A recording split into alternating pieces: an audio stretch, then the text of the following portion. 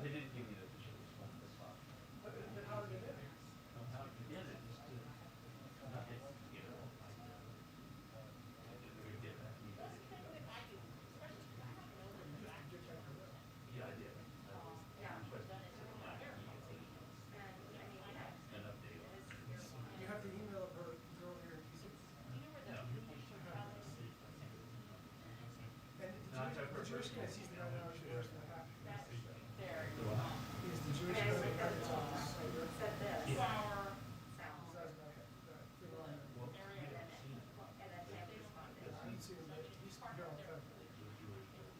Yeah. He's that's cool.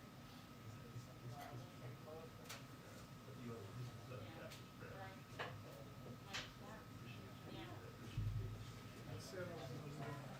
I've heard, yeah, that on the Dell. Sarah was lost in the room. I said, there's a compromise.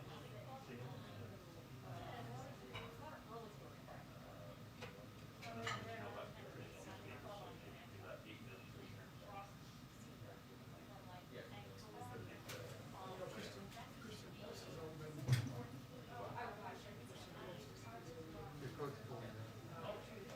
Well, Christian posted a story about it. I know it's a character. I know. Oh, yeah. And then the natural voice is.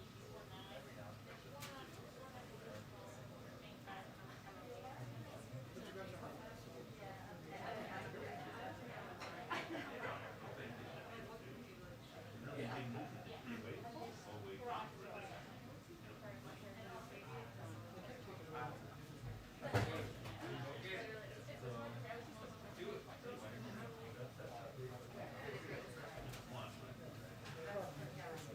same page today.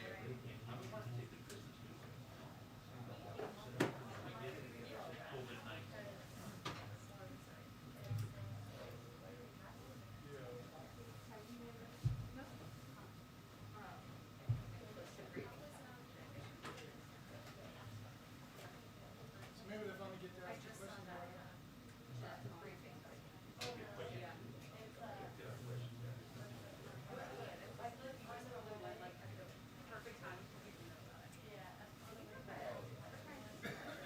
When the president was in Singapore, I got it and say,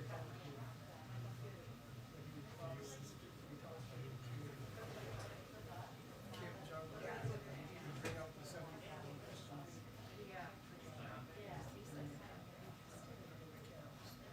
Also, his great was one of the leaders of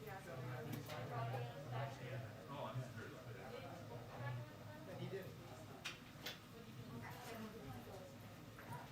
And then he said, Franklin Brown Bros. is all the time, make sure. You're talking about Trump or?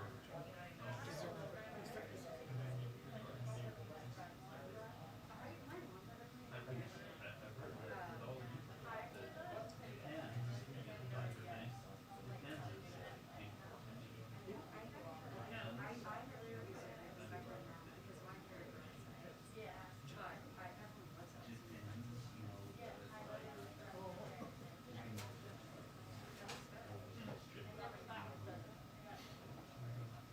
I've known him for 20 years.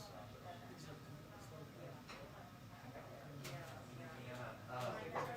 Fort Wayne area, so. Oh yeah, so but football was great because I remember I was playing backyard when I must have been 5 or 6. I wasn't a big football fan, but I remember someone saying, "Well, the big Robin guy." It's pretty good. I remember that. They were right. That was the first time I like watched. I always watched that. Well, see, I was supposed to, my father was Jim Brown. Although I haven't seen Robin. Jim Brown every single week. Sure, yeah.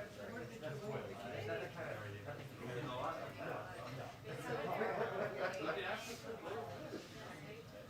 We don't want to leave with this. It's cold. Yo, what's up, Paul? Something I find it around. You have the exact cover your head.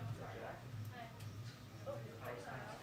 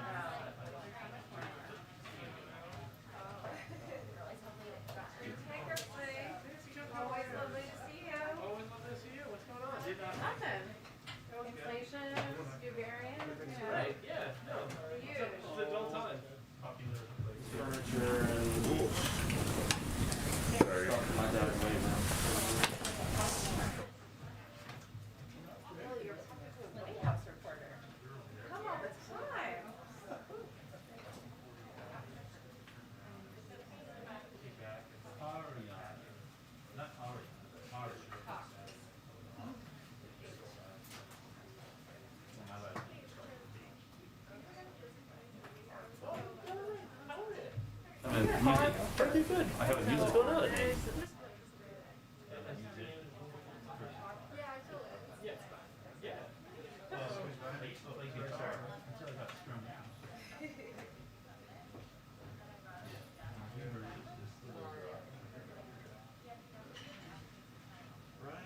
hey, how's it going? Well, we're under a new system. We're gonna be, Mondays are gonna be my dad. Already finally convinced, Francesca and Nicole. Mic check 1 2 3 4 5 6 7 8. I don't know.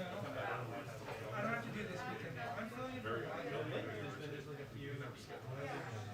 So, like, Birdie and I finally convinced them to, we'll have 7 days a week. So I'll be Mondays, Francesca will be Tuesdays, Wednesday will be our rotation because, he's always traveling Wednesdays. Mike will be Thursdays, and then Fridays. If we could switch, we could do that, but it's a lot. So, he also travels. If you think about it, like that tends to be the day to travel. I feel like there's just Tuesdays, a Wednesdays, Thursdays, but like Wednesdays the most. I feel like he's cool. He just wants to go fuck it.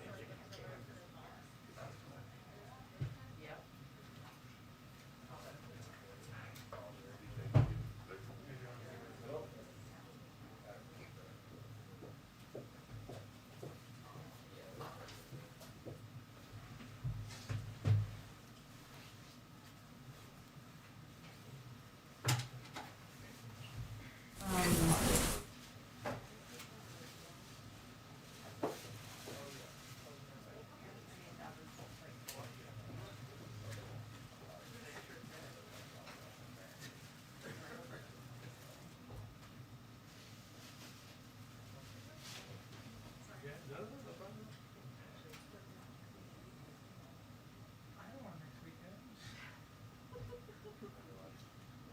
What if we can? I'll be, I mean, she just already has to do.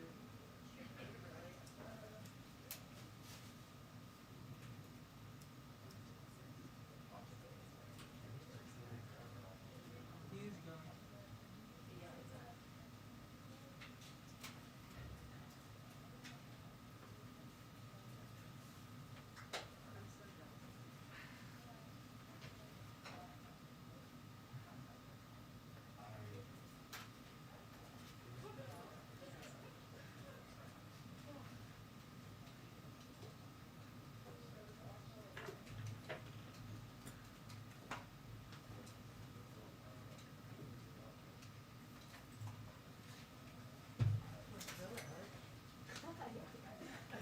I just thought it had such an exotic name, you know? Reed means defender of men, great pickup line. It was just funny because you have like a list of names and outlets that make it easy to just say the outlet with the name.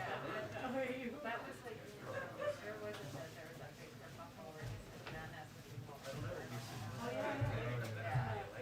And she just was like, I'm gonna take it. And then Catherine was, I didn't know, I was real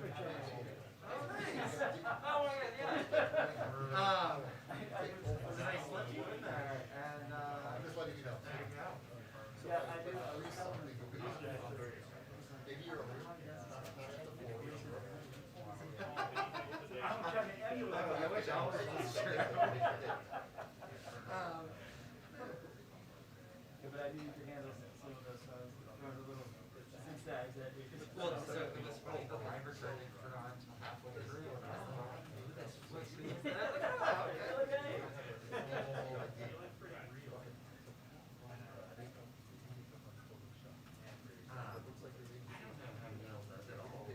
Oh, I have no idea. He's got those 2 shows, and then he's got the weekend show. And you know, that's what it was.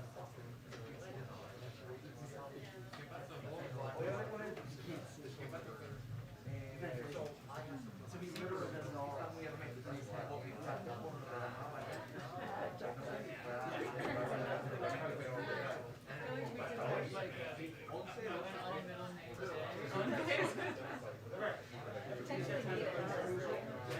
It's funny, I always devastated that I was not surprised. I know, like, I used to live in Mexico, and when I was living in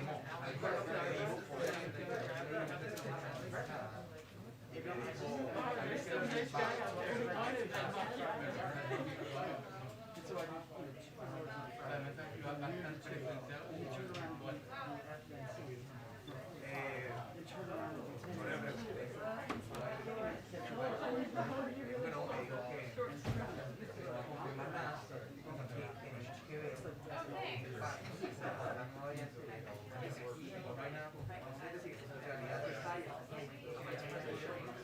It's just the beginning.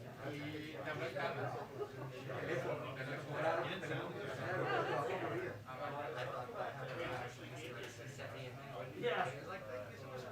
He said, my God. No, he's a good guy. And he doesn't do that for everyone, so you like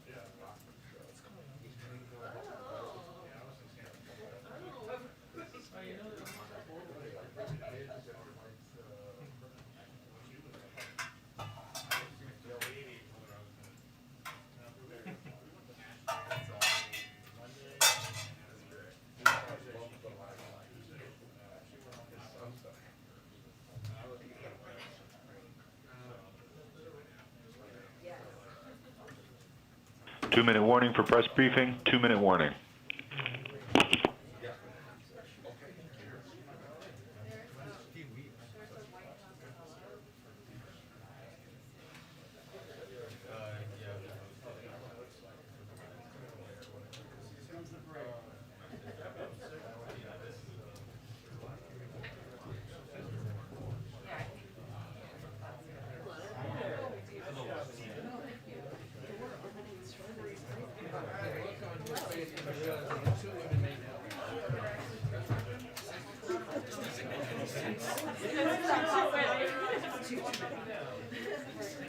What? Next thing we're gonna have women named Bobby?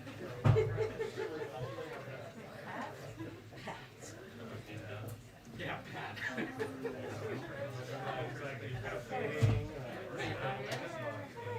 How was it, PBS? Was that the kids thing? Been there. What a job to be in a classroom and stuff. That's O'Donnell. Was Thanksgiving? Was it like a Thanksgiving cruise or was it? Do you remember that? It was actually really cheap. The second was pretty good. The First Amendment. One of the good ones. That's I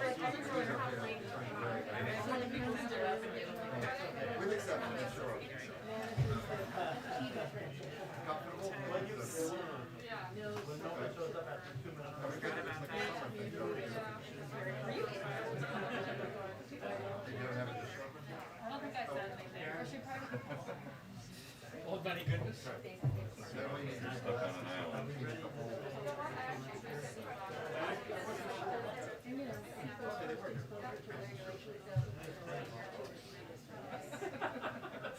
Because you know. Back again? Yeah. And we really love it if we didn't this time. Yeah.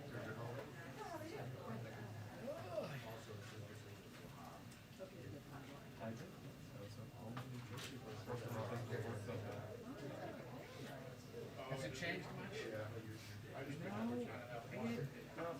I used for school. I have like 10 different. I bought a couple of that. I know. You gonna stop like 35 over there program? I'm gonna really have one of those. Okay. Just a try out, see if it works. Oh yeah, just take 10 minutes and look at it. It'd be funny. I'm sure the camera. Look at all your stuff you get. Yeah. Figure out which one to keep. Yeah. I've been having that offered on a buyer for about 6 years. What do you want? What do you take from the kids? Everything was loaded into a cardboard box. Please wait. They're like 3 things I love, but to have the trunk space to get there.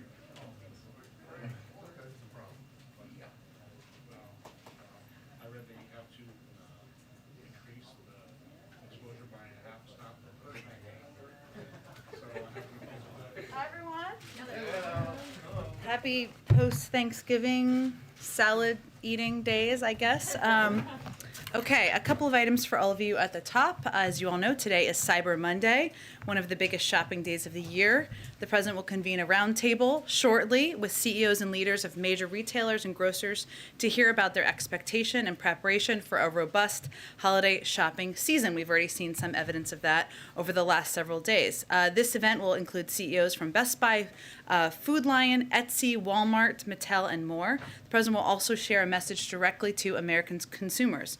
Throughout the holidays, products will be on shelves and consumers will be able to purchase what they want and need. The event follows early estimates that Black Friday sales were up nearly a third since last year. In-store sales were up by even more than that, and we are hearing similar reports from Small Business Saturday.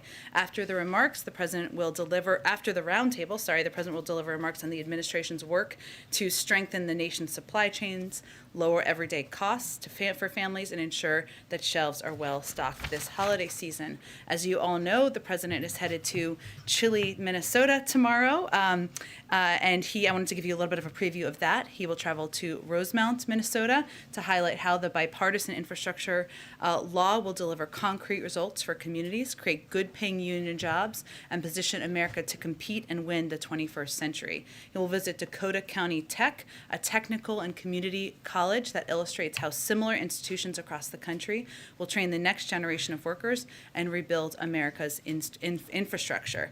The majority of jobs supported by the President's bipartisan infrastructure bill will not need a four-year college degree, and the programs provided by community and technical colleges like Dakota County Technical College will provide the training and skill development needed to help workers access the jobs created. Paired with the historic $24 billion investments in workforce development in the President's Build Back Better agenda, schools like Dakota County Technical College will prepare millions of workers with high-quality jobs in growing sectors and will help rebuild and transform the workforce. After visiting the college, he will deliver remarks on how the bipartisan infrastructure law will deliver for the American people, create good-paying union jobs, lower prices by improving the infrastructure for our supply chains. And this is also, of course, a part of our ongoing effort to go out there and tell the American people how this bill, this law, I should say, will benefit them. Go ahead. Thanks, Jen. A couple of questions on Omicron and one on the Iran talks. I know we got to wrap at 1:45. Yeah, and we'll give you a note. We will note if he's running a little bit late and you have a little bit more time, we'll keep going. Great, So go ahead. So off the top, the president seemed pretty confident Omicron is going to crop up in the U.S. Can you talk a little bit about when we might expect that to happen, how the White House will inform the public of its spread, and then I know it's going to take a couple of weeks for us or the administration to have a handle on all of the issues related to this variant. Why will it take a couple of weeks? Is the president confident in that timeline? Is he all right with that, or would he like the scientists to speed up?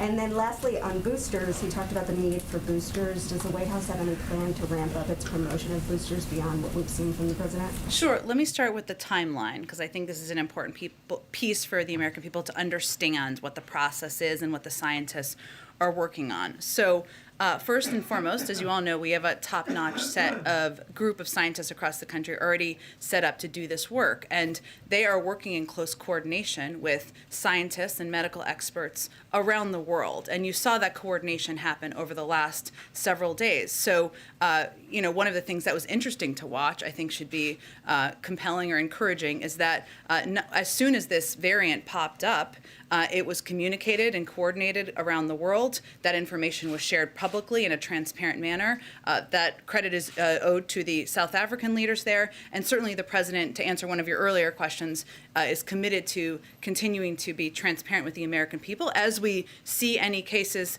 come up in the United States. And Dr. Fauci and other medical experts have pointed to the possibility that that will and could happen, and we will be transparent with the public and track that closely. So let me go back to how this process works. These experts, our medical experts, are primed to do the work around the clock. When you want to test a virus, you need to isolate it from a swab and purify it and make sure it is a live virus. And the virus you intended to study, this takes some days. This all takes days. Then you need to grow stock of it to test. Again, days to weeks. And once it's grown, you have to sequence it and make sure it hasn't mutated again while it grew, again, days. And finally, you need to actually test the virus with antibodies from vaccinated people, again, days. The last steps needs to be repeated because we want to make sure we've gotten this right. So that is the process that our medical team is undergoing now, because they want to be able to report back some of the important questions and unknowns at this point in time. The efficacy of the vaccines and if any additional steps are needed to take, and we're prepared to do those. What the American people should know is that the president is going to do everything. He's going to always err on the side of protecting the American people. That's why we put in place the travel restrictions, and we will continue to assess any step we need to take in order to do exactly that. I may have missed one of your questions. Did I miss a question? Okay. Boosters? Oh, boosters, and whether we're going to promote these further. Well, I would say you heard the president say this earlier today, and we have had medical experts, Dr. Fauci and others, across the airwaves and out there in public over recent days to convey clearly that we know that boosters can strengthen antibodies in the American people. There are still tens of millions of people out there who have not gotten their booster. If people feel they don't know what to do right now, they're not sure which step they should take, even as there are unknowns, and we acknowledge there are unknowns we're looking to get to the bottom of, there's no question that getting a booster will help strengthen people, protect them, and we will continue to project that out publicly. And then on the Iran nuclear talks, as they resume, Robert Malley said signs from Iran, quote, are not particularly encouraging. And Israel's Naftali Bennett said that Iran is trying to, quote, end sanctions in exchange for almost nothing. Considering the pessimism expressed about diplomacy there, how much time is the administration giving to Iran before President Biden moves on to other options? Well, first and foremost, unquestionably, our best approach here is through diplomacy. That is the preferable approach. So I'm not going to give a timeline for when that would end. That is what we were going to continue to press forward on. In terms of rumors out there or reports about what is going to be negotiated, obviously I'm not going to negotiate from here, not that you're asking me to do that, but our objective has not changed. It remains a mutual return to full compliance with the JCPOA. This is the best available option to restrict Iran's nuclear program and provide a platform to address Iran's destabilizing conduct. That is what we are discussing. Rob Malley is obviously the lead negotiator. We're working with our European partners in lockstep. And of course, we are going to continue to press toward a diplomatic approach. Thanks, Jen. 2 questions quickly on Omicron. The president said there's more work to do in terms of how dangerous it is, knowing how it spreads. I'm wondering if you can elaborate on some specifics in terms of what is in place now, systems that are in place now, how is this going to be tracked and traced domestically in local communities across the country, whether you're working with governors, states, or is this an area where there's still more work to be done? Well, I think what the president was trying to convey is that there are several layers of work right now, right? I just outlined for all of you the work that is being done, the scientific data analysis that is being done.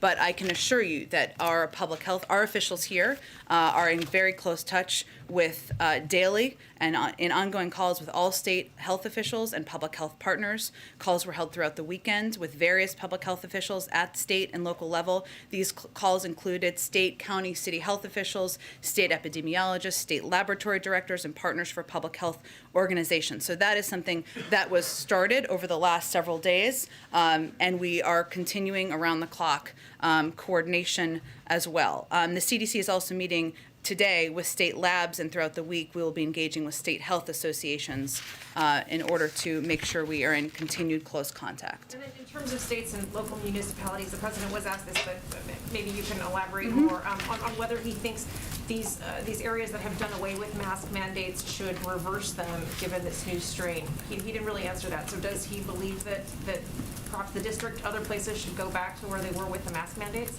Well, it has not changed. The guidance from the CDC has not changed, right? Which DC is abiding by and other localities are abiding by. Our advice continues to be to follow the advice and counsel of national public health experts from the CDC and others. Of course, they're continuing to assess, as you saw by our announcement over the weekend, our health officials are, any additional steps that need to be taken. So our advice and recommendations continues to be to watch that closely and follow that in order to protect your communities. Go ahead. Thank you. I wanted to ask if the White House was reconsidering the decision to release strategic reserves, given that oil prices have already gone down with the emergence of this new variant. We are not reconsidering, no. And I was wondering if there was concern on the part of the U.S. government about the lack of specifics from Beijing on its part about its own reserve releases. Again, I mean, we all are always encouraging any country around the world, including China, to be as transparent as possible in any of their policy maneuvers, but I don't have any additional concerns to express today. Thank you. Go ahead. A few on Omicron and then one on a domestic matter. The president insisted that the travel ban on South Africa doesn't punish them and neighboring countries, but South Africa's leaders say it does. How long does the White House envision that travel ban staying in place? We will continue to assess it. I would say that the objective here is not to punish, it is to protect the American people. As you just heard the president say, this is not going to prevent, it is going to delay. And that delay is going to help us have necessary time to do the research by our health and medical teams, to get more people vaccinated and get more people boosted. And he is always going to err on the side of protecting the American people. I would note that the difference between South Africa and European countries is that there are already hundreds, if not thousands, of cases of the new variant in South Africa, and not as many, much a lower number at this point in Europe. But we will continue to assess what steps we need to take to protect the American people. Are you imposing any new testing or tracing on Americans or green card holders who come from those Southern African countries? once they get here? Well, we already have stringent requirements in place, as you know, a requirement of a vaccination requirement, and individuals need to be tested 3 days in advance, within 3 days, I should say, of traveling. I don't have any additional requirements or restrictions to preview aside from the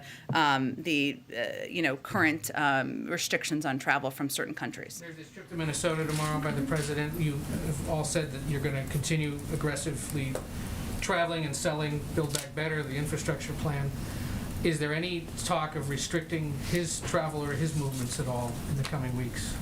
There is none planned at this point, and obviously we can continue to assess, but we have every intention of moving forward with our plan to sell the President's Build Back Better agenda, and obviously he is a pivotal player in that. And on Build Back Better, given that Congress is back, what's the plan this week in terms of White House engagement with the Senate?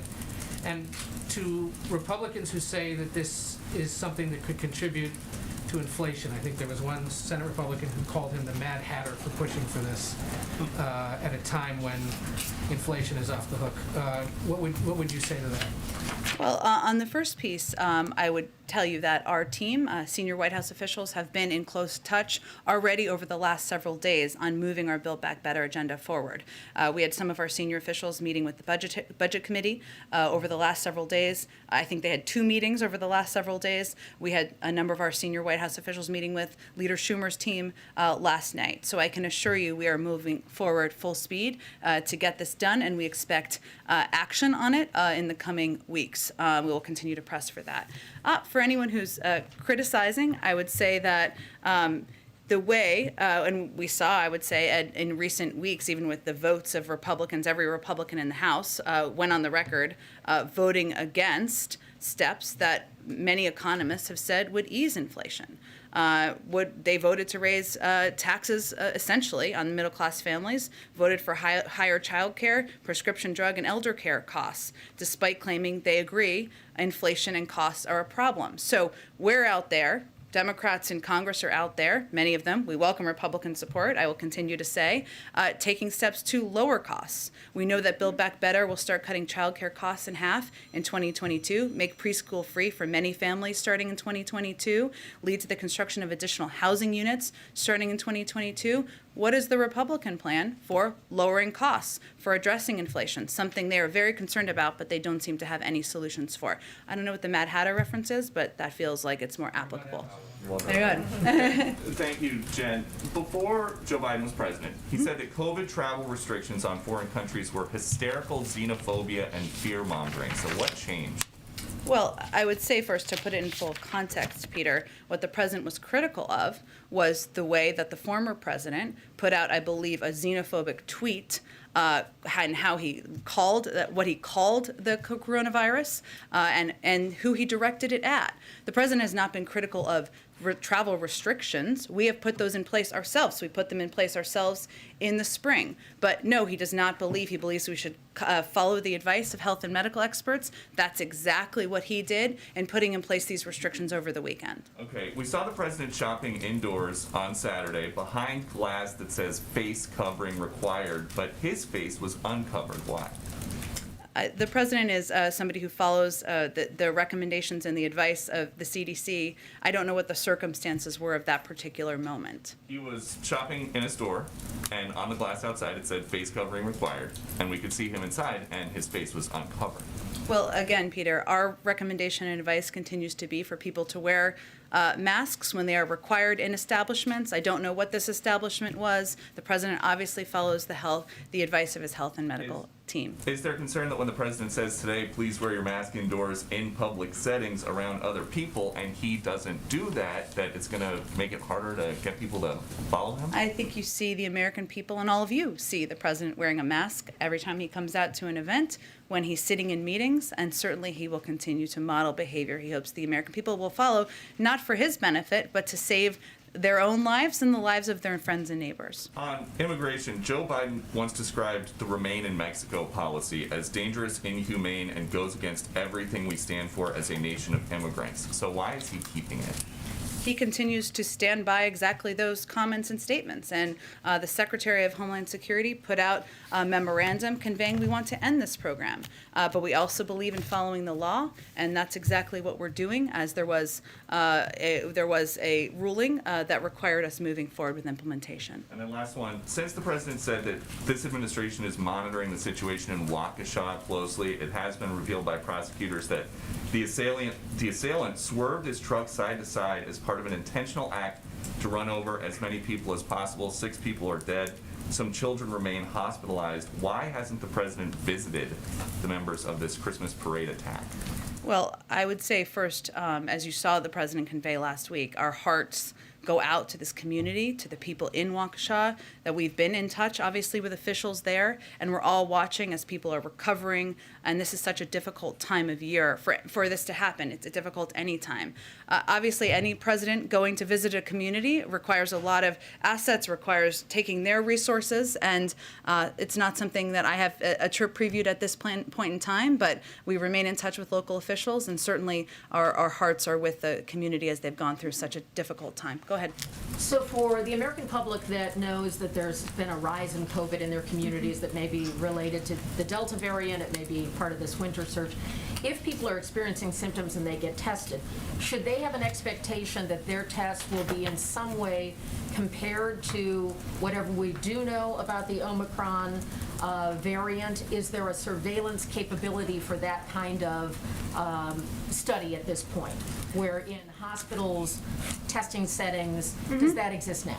Well, so FDA is closely reviewing the performance of existing COVID-19 tests with emergency use authorization against the Omicron variant. Importantly, test manufacturers with FDA emergency use authorization are required to assess their tests as new variants emerge. And that's exactly, Kelly, what they're doing now. On preliminary review, which is what we have at this point in time, our science and medical experts believe high-volume PCR tests, which is what you get in a lot of medical facilities, and antigen tests widely used in the U.S.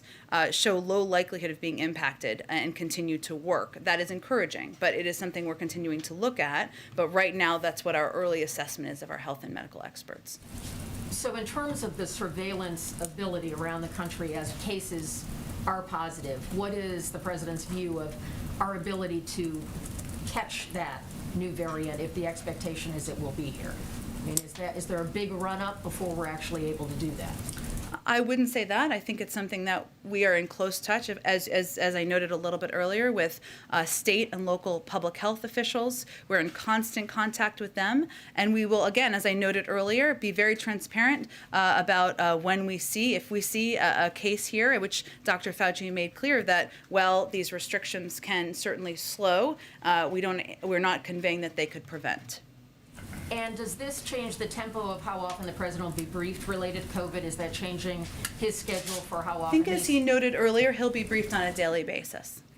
Go ahead. The president said that Dr. Fauci told him that he believes the current vaccines will provide at least some protection from the Omicron variant. Are you able to explain why that is?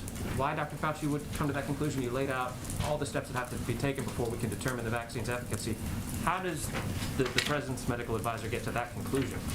Well, I would say this is a question I also asked this weekend, so not that you need my validation, but I think what Dr. Fauci has conveyed and what he would explain if he were standing here is that there's no question that vaccines and the additional boosters help boost up your antibodies to fight the COVID virus, the COVID-19 virus. These are variants of the virus, something we're tracking, and of course, as I noted, our health and medical team is doing necessary data analysis to see, to make an evaluation about the efficacy and if there's anything that needs to be done by manufacturers to make any changes, which, as I think you've seen, a number of the manufacturers have come out and said they're prepared to do if needed, but we're not predicting that at this point. So what he's conveying as a medical expert, most importantly, is that because these vaccines and boosters help boost your antibodies, that it would provide some protection, if not the protection that we have already to date from other variants, and that's why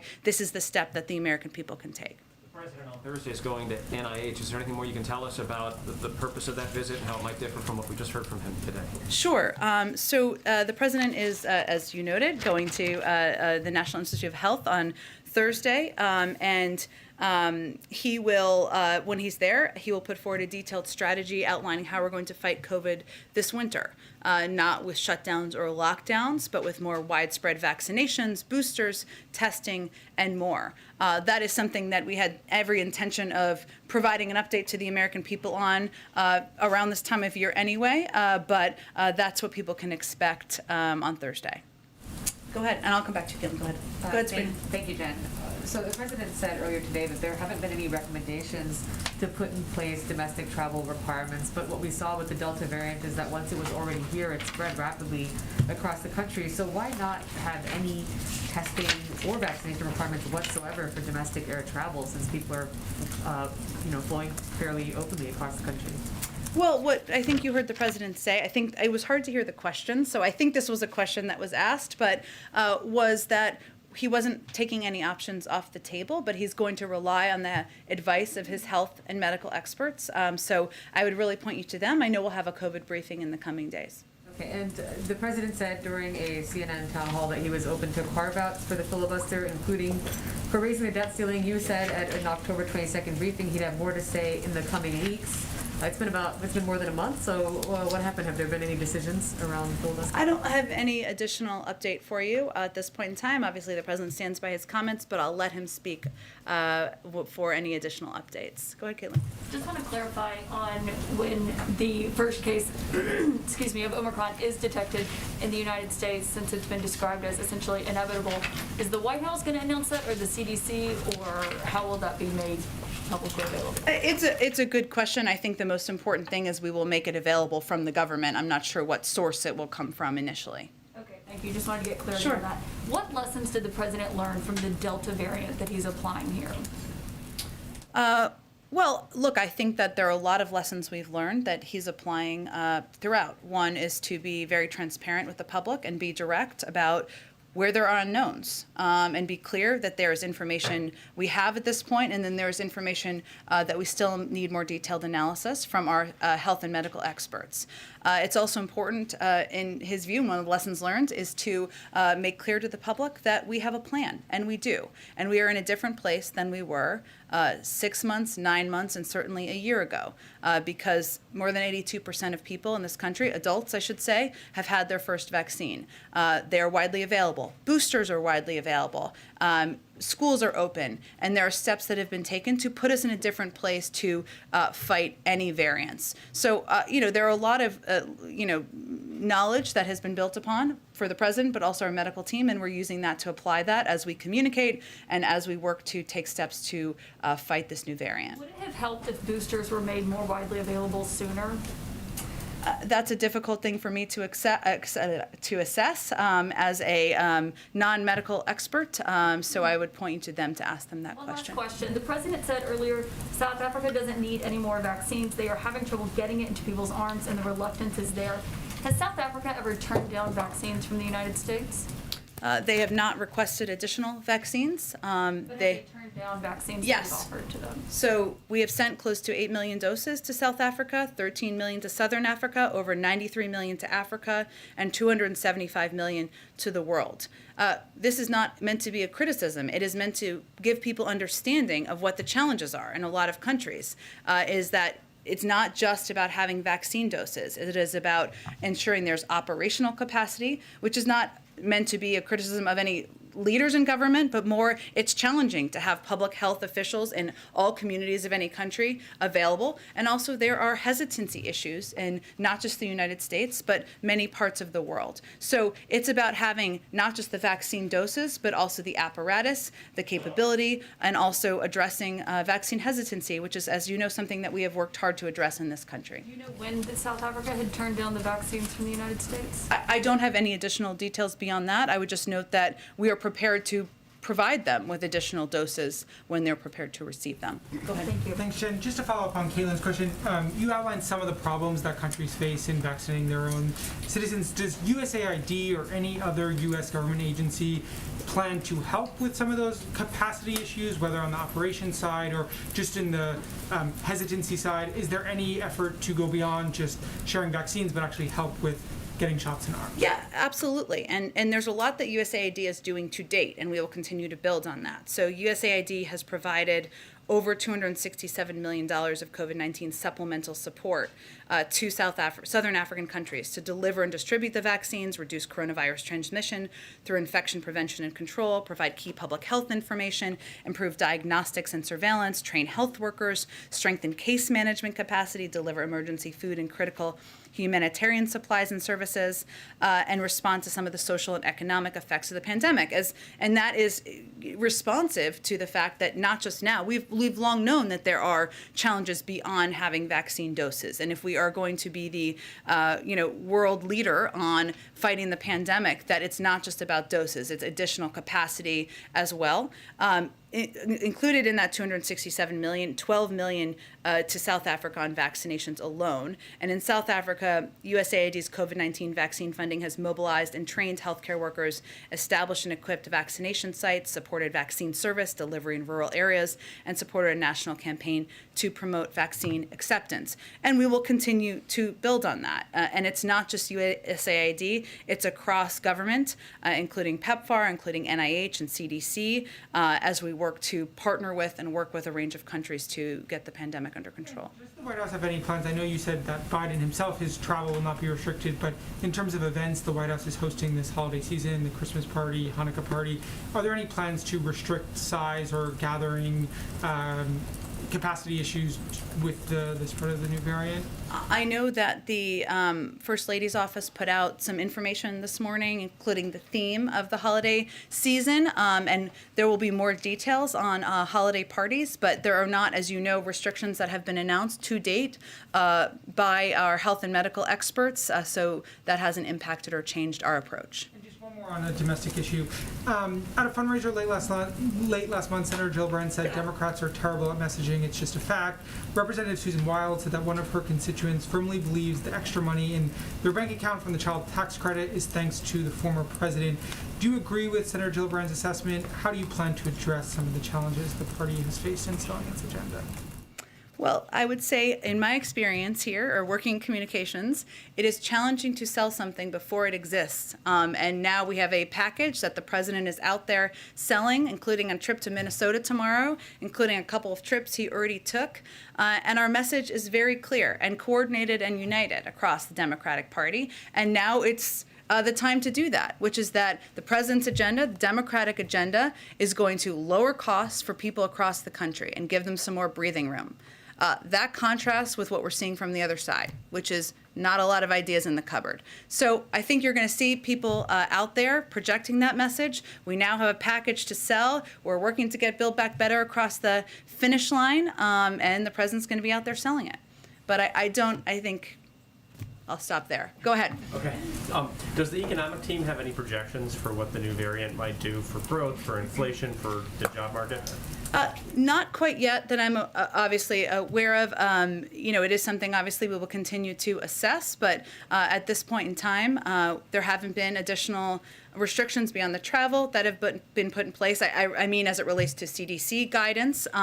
So I don't have any new projections at this point from our economic team. And the holiday spending figures, if those hold and the entire holiday shopping season is higher than it was last year by a lot, does the president expect that the supply chains will be able to handle that? Or do you all expect, and are you bracing people for shortages, higher prices, et cetera?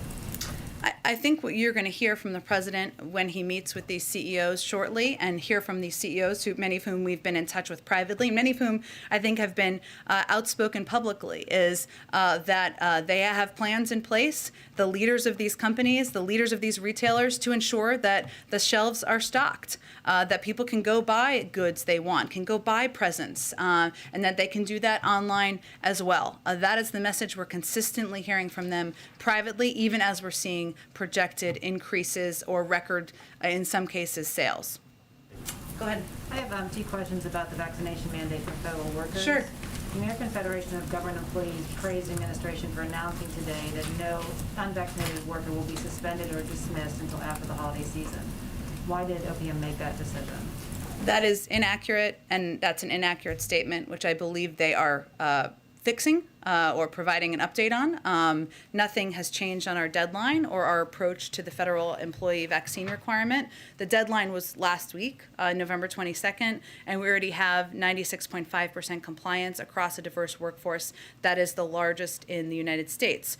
I can't assess exactly what led to any confusion, but what OMB put out a commentary or a public statement this morning conveying that counseling, of course, would be the first step. That's long been our approach and our policy from the United States government, but it's inaccurate to suggest or any reporting that we have delayed anything or changed it. The deadline has already passed. We're working to implement. Well, when you released the vaccination and compliance rates last week, you did not include how many workers have requested religious exemptions and how many have received them. Should that information be publicly available for each agency? So, for example, we would be able to see if some agencies are being more lenient or strict on those exemption requests? We did release the percentage of people who were vaccinated, which I believe was 92%, and then 96.5% compliance across the federal government, as well as agency-to-agency numbers. So you know in there what the exemptions are. Now, there's different types of exemptions, right? Some are religious. There are other health exemptions. But agency by agency, I would encourage you to ask the agencies for additional data. In the VA, we've been asking them for weeks to give us that information for the health employees because they had an earlier deadline to be vaccinated, and they've not responded to requests for how many employees have requested religious exemptions and how many have gotten them, and that's an important distinction. Well, again, we put out quite a bit of transparent data about that included what percentage of people received exemptions based on just subtraction, as well as what percentage of people were vaccinated. I can see if there's any additional data we'll provide. Go ahead. Thanks, Jen. You had said there'd be a COVID briefing in the coming days. Will we see more press briefings from the President's COVID response team because of the new variant? And can we make a request for them to come here and do a briefing? Sure, and I believe that I think they're going to have one tomorrow or Wednesday. I'm not sure if it's been finalized yet, and we'll see if there's another one planned this week, and I'm happy to make that request as well. And the President's advisors have said, we heard this from the President, that it would take about 2 weeks to get a full picture of the new variant. Mm-hmm. 2 weeks then would be about 2 weeks before the holidays. Should Americans at this point feel okay going forward with their Christmas plans and travel plans if that information is still 2 weeks away? Well, nothing has changed on our guidance at this point in time. And what we're trying to do is be as clear and transparent and direct with the American people as possible, including the fact that there are unknowns here. And we are working to assess those and get to the bottom of them. But what any American can do who's planning on traveling or thinking about traveling is ensure they're vaccinated, ensure they get the booster. If they're not yet boosted, wear a mask, take all of the precautions that are recommended by the CDC. But again, we rely on and abide by their guidance, and their guidance has not changed. Go ahead. Thanks so much. The President was saying pretty clear that not interested in any type of lockdowns, but is the White House or is the administration encouraging some of these cities, including Washington, D.C., to rethink decisions to lift the mask mandates that they have? Again, we rely on the guidance and the recommendations by our public health officials, including the CDC. And Washington, D.C. based their recommendations on what the percentage of cases were in Washington, D.C., as have other communities across the country. We continue to recommend that any city and locality follow CDC guidance. If they are going to assess and change that, I can't make a prediction of that. We'd continue to advise any locality to follow that. Would the variant be a reason to reassess that? Again, we rely on what public health officials would advise based on any new variant, which we're currently assessing, but that isn't guidance that they have changed at this point in time. And lastly, if you didn't mind, is there any more, any deliverables or anything that you can share more about the President's remarks later today on supply chains? He's really going to be providing an update after meeting or in advance of meeting with CEOs about the work that's been underway for some time to address the holdups in the supply chain, something we've made a great deal of progress on, and to report to the American people, sitting with a number of CEOs through private conversations and what they've said publicly, that people can be assured there are going to be toys on the shelves. There are going to be food in your grocery stores. That is something that these retailers have been working on. We've been working closely with them on, but I expect that's what you will hear from him shortly. Go ahead. Does the administration think that Moderna in particular has a role to play here with fighting the new variant? And should it share its IP with South Africa, as South Africa has been urging? Well, we have pressed in the past for any pharmaceutical company to be a productive player in the effort to fight the pandemic. I know you're not asking me this, but just to be clear, we can't compel or force anyone to share their intellectual property data. That's not something we have. That's not something written into these contracts, which obviously were done prior to the president taking office. But our broad view, the president's broad view, is that we all have a role to play, the federal government, pharmaceutical companies, in fighting this virus across the world. We have not only provided doses, the president supports the IP waiver, something that Ambassador Tai is in the lead on, and we are continuing to provide know-how and support, in a range of ways from the federal government. Go ahead. Hi, Jen. Two questions, one COVID-related, one on another topic. Today, a federal court issued an injunction pausing the enforcement of the vaccine requirement for healthcare workers in 10 states. What's the reaction to that ruling, and how does a ruling like this affect the country's ability to prepare for the new variant? Well, I would say that what we continue to do, we're obviously going to abide by the law and fight any efforts in court or otherwise to prevent local authorities, officials, leaders in the healthcare industry and other industries from protecting their workforces. Individual companies and healthcare leaders and others can put in place requirements in order to protect their workforce. That's something that a number of companies, a number of healthcare providers across the country have done and done successfully. So we continue to encourage leaders to take steps to protect their workforce. It provides efficiency, it provides security, health security for these workforces, and something we've seen be quite effective across the country. Kevin Strickland was released from prison in Missouri last week after 42 years behind bars for a wrongful conviction. It's one of the longest wrongful convictions incarceration periods in the U.S., but it's uncertain whether he's going to get any compensation from the state. Does the president think that Mr. Strickland deserves compensation after 42 years behind bars? Obviously, the case of Mr. Strickland is something that we all watch closely. I don't have any further comment from the U.S. government, though, on the discussions with the state. I will see if there's anything more we can add. Go ahead. At the coming Summit for Democracy, how's the president planning to approach the leaders, and how or what are his specific actions or commitments to the leaders? And if you can give us more details on the summit. Sure. So the Summit for Democracy is coming up on December 9th through 10th. It will convene a broad and diverse group of governmental and non-governmental leaders to set forth an affirmative agenda for democratic renewal around the world. It will bring together 110 governments representing diverse democratic experiences around the world, as well as civil society and private sector leaders. And this is an opportunity for leaders to discuss the challenges and opportunities facing democratic governments and how democracies can deliver for their citizens based on the summit pillars of strengthening democracy, defending against authoritarianism, fighting corruption, and promoting respect for human rights. At the summit, the forum will feature remarks from President Biden and other senior U.S. government officials, plenary sessions with heads of state, and thematic sessions with governmental and non-governmental leaders. I'm sure we will have more to convey as we get a little bit closer later this week, but this is something the president committed to, and he's delivering on. Go ahead, Yamiche. Thanks so much.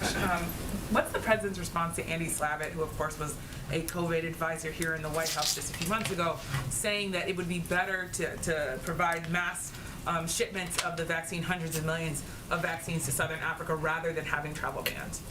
Well, I would say, one, we are far and away the world's largest provider of vaccine doses, vaccine know-how, vaccine support, as I noted, including to Southern Africa, of any country in the world.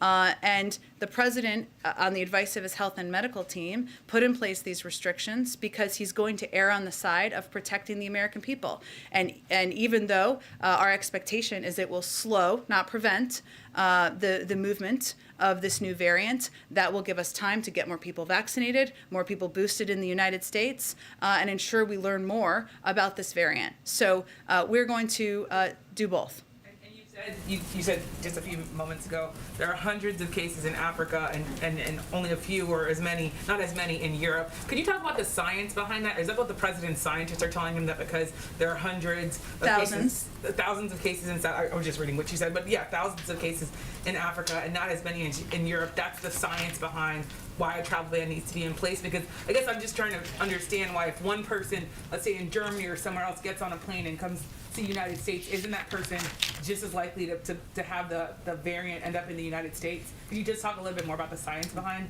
the reasoning there? Sure. Well, I think the larger point, Yamiche, is that it is a much larger spread in South Africa than it is at this point in Europe and other countries. We will continue to assess if there are additional restrictions that need to be put in place. But again, this is not about punishing anyone. This is about protecting the American people. So when there are thousands of people, or hundreds or thousands of people who have been tracked for a variant in a particular country, and a much larger number than another country, obviously the health and medical advisors assess that it would be helpful in protecting the American people to restrict travel from those countries where there is wider spread. It's the scientists that are saying that. It's fair to say.